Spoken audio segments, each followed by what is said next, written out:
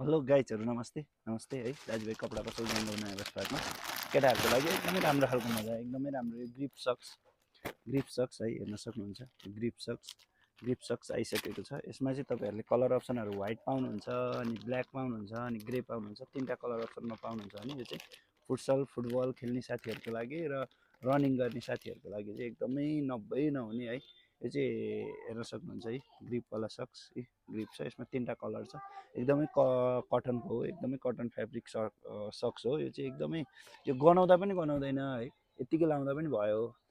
हप्ता 10 दिन गनाउँदैन यो मजा है मैले पनि लगाइरहेको छु।